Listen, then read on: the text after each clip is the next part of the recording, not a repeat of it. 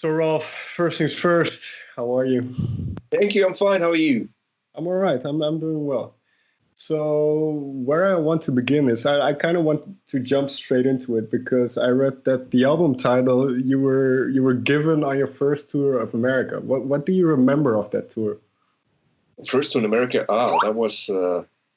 Ah, I think it was the really huge tour. Was the Halford tour with the Metal Gods United, whatever, with Testament and so forth.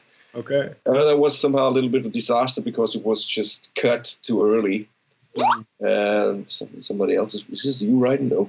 Anyway, it was because of there's not so much fans showing up, and that was not a good thing to start a US tour back in the days. But hey, we always take the positive things because it was a great thing to be part of. That's why we decided to do it back in the days. And the shows we did were just amazing and well in old churches and stuff. So it was quite funny and quite interesting. Yeah. Right. And that's a period when the band is still kind of taking shape in a way. So what do you remember of that time musically and for you mentally where you were as a musician and as a band? Well, I mean, we were just evolving and evolving. That's what we still do. We never stop learning still nowadays, right? So that's what we always somehow... We are always like kids, even when we go on stage. Everything is just, a very new experience, and we are really full of adrenaline, which is a good thing. And I mean, we are, of course, now more experienced, like 30 years ago, of course, but we're always exploring new things. And that's why we always stay these hungry kids in terms of doing music and right. writing new stuff, going on tour and so forth. It's always exciting for us. If it's ever getting old, then we might be dead. Right. So let's kind of take it into this new album, Metal Commando, then, because like you say, you want to keep evolving, and is it difficult to keep that drive, as it were, after all these years? You've been making albums even before this band, so to keep that drive and to continually want to improve, is that kind of difficult to pursue? The good thing is it's not difficult because we are a team. So I could not do this without the other guys, and the other guys couldn't do that without me. So Sure. You know what I mean? In this combination, we have a good working machine, an oiled machine who's always Right. composing good songs and so forth. And first of all, I always have to say this: we all have to be satisfied with what we do and what we write. Otherwise, nothing would ever leave our house, or leave our hard disk, whatever you want to call it.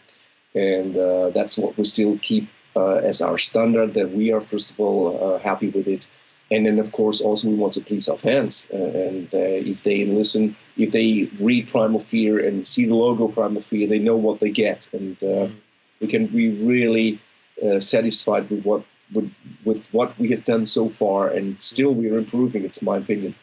And this is kind of what I've read a lot about you in my research. People who were saying you're one of those bands who are very consistent and kind of. So can you explain how do you walk that line between improving and taking a next step, but also keeping that core identity that kind of makes you what you are?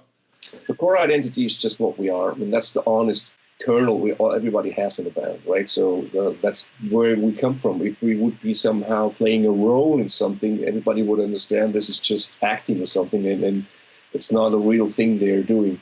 So we somehow could never lie or do something which what we don't like. You would feel and hear it, right? So that's the honest kernel behind it, and that's what we have for somehow like 99% in our blood. And the Sure. other percent, the other 1% is, of course, then working together as a team and bring this 99% of everybody together to be 500% in the end, or let's say 600% in worst experience, right? Right. And this is going to sound like somewhat of a silly question, I suppose, but and what does this mean to you, kind of, in a sense, this metal thing, this music in general? What does that mean to you in this way, and community, like you say? I mean, for me, it's my world, because it's my passion, and I made a job out of my passion, and so it's my world. It's my entire world. So now my world is quite a little bit distorted with the pandemic we have, but still we are releasing music, and still music is there. it's the good thing nowadays. It can be spread everywhere. So there's an advantage and a disadvantage of that, but let's get the disadvantage out of it, because we're still, like I say, positive persons. Sure. And we have the possibility right now to release our new music on the 24th of July, and I'm really happy about that. We are releasing videos before, because we have the opportunity now again to shoot videos. That's what we didn't have weeks ago, but now it's opening up again a little bit. Right. And so for me, to come back to your question, the whole world is still working. It's a little bit difficult right now, but we know that the fans out there also suffering and also wait for bands to come to play live again. And that's our big goal, to be back on the stages then as soon as possible. Sure. And then I think, and I might be wrong, but I'm quite sure that with the last album, you guys were quite happy with how it turned out. And so when you have an album that you're very happy with and things go well, and then you have to start working on a new album, is that kind of a daunting task, so to say? I just have to repeat myself. We know, I mean, you're totally right. We're satisfied since the last five, six albums. We're really satisfied in terms of sound, in terms of how we write it with each other as a team and so forth. And that's, again, another advantage that we can be quite sure that even if we start to write some new music right now, we know what we're doing, and we know that it's going to be good again, because we work as a team, right? And that's just fantastic in Primal Fear, yeah? I mean, everybody's involved in writing. And that's an advantage, and that's how we also keep our red line in the albums, because we do what we love to do since years. That's interesting, because let's jump back then a little bit, because I think your relationship with Matt is quite interesting, and I'm not sure exactly at what point you met, but it's quite a long time ago, and now over the years, what was it? Can you kind of pinpoint the certain things that you can say is what makes your relationship work? A relationship is only working if there is communication, right? And we always have this certain communication, even if there are hard times, of course, sometimes. But you have to get over this. If you are a team, and if you're working on a future plan together, and to do this for your living and for your life and for your passion and everything, it has to work somehow, yes. And there's always, sometimes also, not only in terms of Matt, but there's also the other persons you don't. Sure. You have hard times sometimes, but you get over this. And then in the end, there's always times where you think, wow, it's so great what we have. It would be so sad if we just stopped it years ago because of this or that reason. And that's somehow, why would we change something which is really great for us and for the fans? And that's the major route we're coming from, to stick together, to trust each other. And it's same like in a relationship, and if you have sometimes the feeling this or that is not working anymore, speak. That's the most important thing. Speak about it, talk about it, get opinions, have your own opinion, and come together again. That's the most important thing. That's what we do since years. And that part of kind of checking your ego at the door when you walk in, and how do you, is that something you had to learn over the years, or did you kind of always? You have to be mature for that. It's in the beginning, of course. That's the reason why so many youngsters split, because the egos are somehow a little bit more, way more than the common goal in the end, And that's what everybody has to learn. And in the end, those bunch of people who are still together right now, they made it. So they're the lucky ones. Yeah. So when you start with this album, you say we all write together. So what were those first couple of sessions for Metal Commando like? Well, was there a song maybe that formed like a blueprint for what would come after? To be very honest, the first one I did, and it's the same vocals which are still now on the album, was Along Came the Devil, which is just now the single. Right. And I have to say something about that song. It's just, that's traditional what we do, and might cost the people goosebumps here and there. But there's always also different opinions about it. If people judge the whole album by this song, they're totally wrong, because we have this variety again. And otherwise it would be boring just to release the same song over and over, right? So, coming back to your questions, well, yes, we we know what we do when we write songs, and everybody involved, like I said, and they know how Ralf could sing this and have already melodies in mind sometimes. Okay. And sometimes they give me songs where they think, hey, we're totally aware that you can do good lyrics and melodies on this. You might work on that with the melodies and the vocals. And that's how we somehow juggle around with the ideas and send it back and forth. Sometimes not. Sometimes I get it back and I just start to do whatever I like to do, and they're satisfied. And the same thing is when I get a playback from them, is wow, fuck, that's amazing. I really love to sing on that. That's how we work. And at times, do you have lyrical concepts or themes ready, or is it kind of a reaction to the music as well? Yeah, that's the second. I can only speak for myself how I approach things, because when I have a song or certain, sometimes there's a working title, and of course you somehow try to stick around that title, and sometimes you change the title as well, but it's really depending on the title. But when I listen to melodies or moods coming up, then the words are coming into my mind. And first of all, the melody, of course, and then the words to the melody. For instance, Hear Me Calling came up from Tom, from his guitar playing and so forth. And I picked up the mood while, driving in the car and thought about, we were also flying to just several festivals, having demos on my mind. And then I thought, wow, this is totally matching to the situation where I am right now, and that's the reason why I wrote the lyrics to Hear Me Calling. That I'm sitting actually in a plane looking for lyrics, okay. and picked up the mood from the guitars. Gave me a certain mood, Right, because one thing, and we can talk about the lyrics and everything as much as you like, of course. But one thing that I kind of noticed is that at times you mentioned demons and kind of that idea of dark clouds following somebody around. So is that then reflective of a certain period of time that you went through, or is it more based on people around you as well?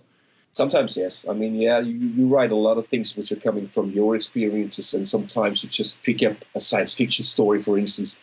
And, sometimes I sometimes just go there and write something where we came from.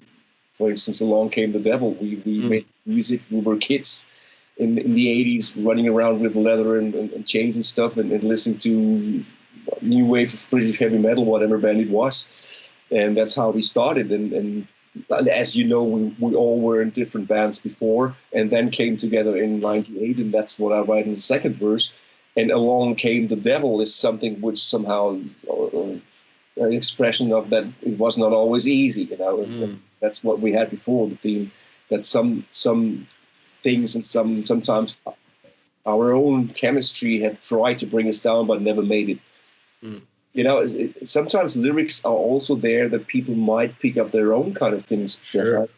Same thing like you read a book, somebody, if they watch the film for the book later, they're totally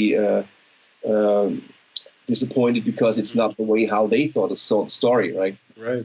And that's what we sometimes keep open for the people as well, to get their own kind of thing behind it. Yeah, fair enough. And then what you mentioned, I think that's an interesting thought, because when you're as teenagers, you start to get into music. Well, let's do a little bit of background then, because what attracted you to this kind of music? What made you kind of connect with this kind of music in the way that you did? Hey, I remember I was still in school, and we had the vinyl records from Saxon, Denim and Leather, and I was going home, eating my pizza and banging the whole afternoon until I had to go to the afternoon school.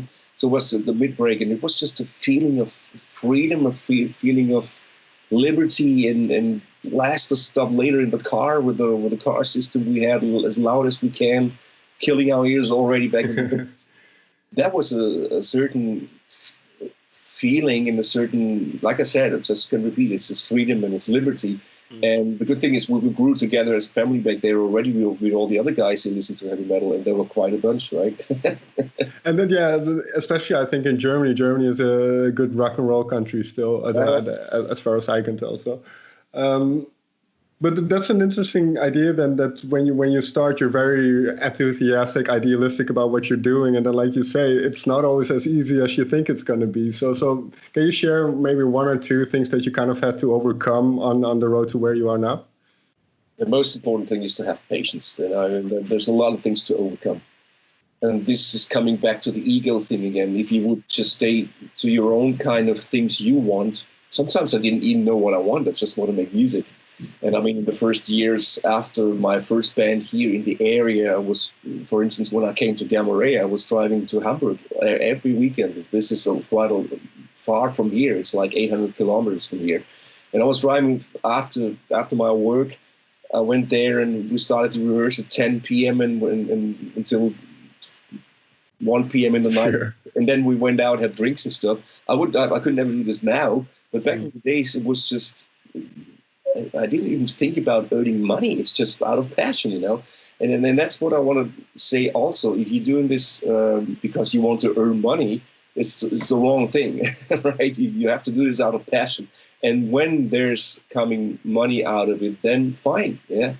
Then you also somehow, then you have also, then you have deserved. I got the word. Then you deserve to get the money out of it because then you went all through the shit too, right? After all those years. Right, and I suppose that's kind of the interesting thing about these days, the way the musical landscape works, is where people go from 0 to kind of 100 in a couple of weeks or months, and then they go down again just as fast. Yeah. So this long, I mean, you've been making music, I'm guessing about 30 years now. So 35. 35. Yeah. How old am I? No, but like you say, there's all these hurdles, and was there ever a point where you thought this isn't the life for me, or? Yeah, I mean, of course, we also had our parents, which are trying to get us away from that shit. Okay. I mean, I'm doing this for 40 years, by the way. 40 years, yeah, fair enough. Never called my dad. We had some conversations here and there, and I always also was the secure guy to go the secure way. That's the reason why I learned the job when I was working, since I was still working 10 years ago. And of course, we all were educated on to have our secure stuff going on in terms of earning money, because it wasn't possible in music also. So we did this 2-track kind of thing, which didn't just work anymore when it came to do world tours and albums and so forth, which we always did. But world tours and touring was really stripped down to when people had time to go on holiday, the regular holiday from their jobs. And that's not really happening for Primal Fear anymore. We're all pro, and that's otherwise the machine just wouldn't work. Right. Just wondering, can you move a little bit to the middle? Yeah, perfect. Okay. See my money box in the back, so. No worries about that. I just want to make sure, because I did one last week where the guy was cut in half almost, and I couldn't use it. So just making sure that it's going well. But going back to the album then, because. I think now where you are in your career, that business side is kind of almost not more important, but it's just there in a way. So was it a good feeling, I suppose, going to back to Nuclear Blast time, because you had such a good run with them? The business side is necessary, and it's good that it's there. And to answer your question, we're really happy about it. I mean, there were certain reasons to go out of Nuclear Blast. How long ago it was, whatever, 2 years ago, whatever, because sometimes you have to change team. And that's the same thing what happened now with Frontiers. We'll have to change team again, because there's a certain point where we're all satisfied in a way, but we have to stay hungry. And now they are really happy to have us back in Nuclear Blast, and we are really happy to be back to Nuclear Blast. And as you can tell, I mean, this is just great to do a lot of interviews and to promote this stuff and so forth. And they really give us the opportunity to help us to promote our stuff. And we give them the opportunity to sell good music. That's always important as well. So, well, there's a couple of songs I want to get into a little bit deeper. And kind of, I have to go for it immediately. Infinity, the final track, which to me, I always find that those kinds of songs very interesting in how they develop and how they. So, what was the starting point, and how does it kind of come to be what it is? As you know, we've done this several albums, those epical tracks, but we are not approaching this till we have to do this again, and we have to be like 2 minutes longer. That's the wrong way how we don't approach it that way. And I really have to say that some of 99% out of this song is Matt and Magnus, because they sit together and stick together their noses on Skype as well and stuff and write the whole song. That's also the whole entire song is by Matt and Magnus. So I only can say that we are really satisfied with that kind of music, because when you're driving in your car and you just see the landscape passing by and listen to that kind of music, and I get the feedback from people who are listening to that kind of stuff really in their cars with the long tracks. It's a really certain feeling they get when they listen to the lyrics. They get the atmospheres, looking at the landscape, mountains or seaside or whatever it is. Music changes your impressions, and that's somehow what we always had in these long tracks as well. That we have the people in the background, imagining the people who are listening to it, right? And that's why we want to keep it. Well, because it's interesting that you say that, because one of the words I wrote next to it was cinematic, and it has this kind of, like you say, a visual quality. You can imagine things, and I think metal in general has some of this quality, especially with the instrumental bits and kind of the power that it's. Well, for instance, let's say Raise Your Fist. That's one of those anthemic things as well. So.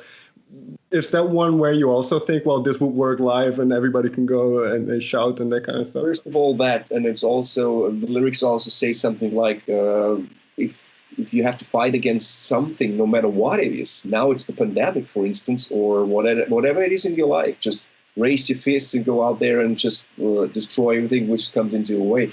We all know that it's not so easy sometimes, but we want to help a little bit, right?